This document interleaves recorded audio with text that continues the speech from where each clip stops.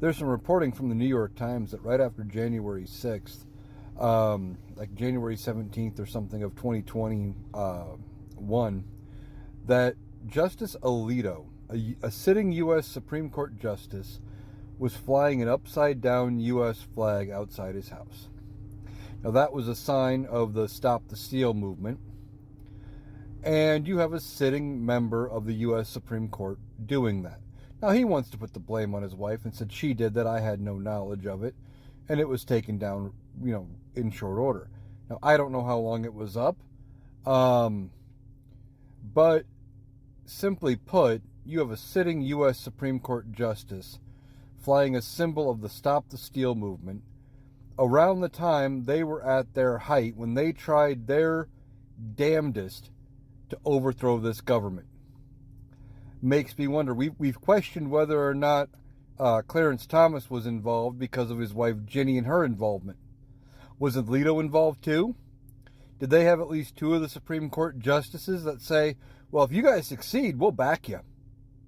Was that what was going on here?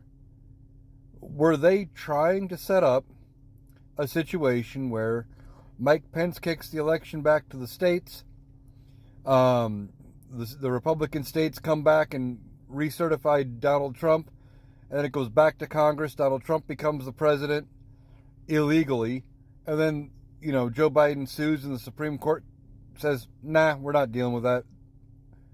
We're not getting involved. Is that what the plan was here? Did they have at least two Supreme Court justices in their pocket ready to go? And then you got the three that Donald Trump put on the bench. Out of 9, that's 5. That's the majority. Is that possible? Yeah. I don't know if that's what happened, but it's looking like it was potentially what was going to go on. So what the hell? We need to do something about the U.S. Supreme Court.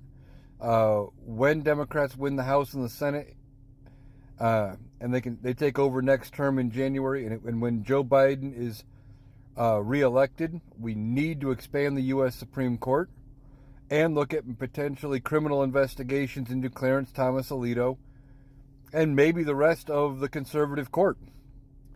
Because we can't have members of the Supreme Court on the bench who are willing to support an insurrection. That's completely ridiculous.